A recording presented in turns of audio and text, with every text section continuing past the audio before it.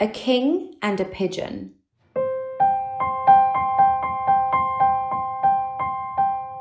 A long, long time ago, there was a truly merciful king. He committed himself to reach enlightenment and someday attain Buddhahood.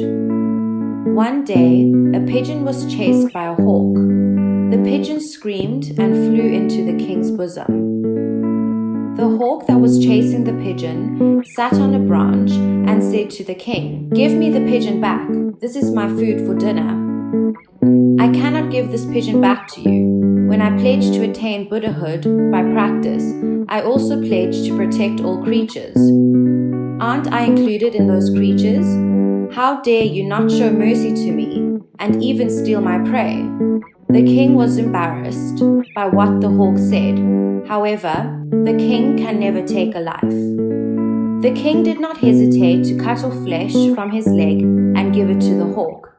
But the hawk was demanding flesh as heavy as the pigeon. The king brought a scale and weighed his flesh and the pigeon. The pigeon weighed much more than his flesh. The king cut off his flesh from another leg and weighed it. It was still lighter than the pigeon.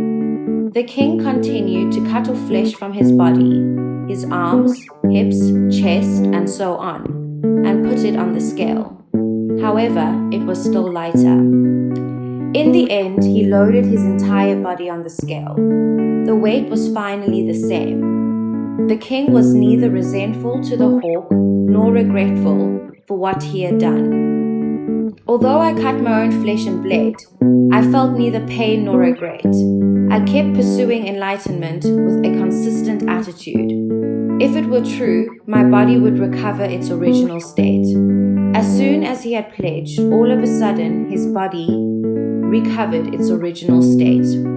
Death means to not exist. To die a big death is to die fully without holding on to anything. When man kills everything in his mind and discards all preconceptions and habits, this is nirvana without residue. When one dies completely, the original mind, the origin, the mind of the universe is revealed. This is the mind of the origin. It is truth. When man who is false completely dies, and he has the mind of truth. There is a saying in the Bible that he who tries to die will live, and he who tries to live will die. This essentially has the same meaning as the sutra above. Once one's false self completely dies, his true self is reborn and lives in his land that is true.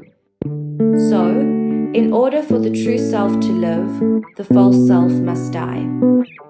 This is what our meditation is doing here. Come join us.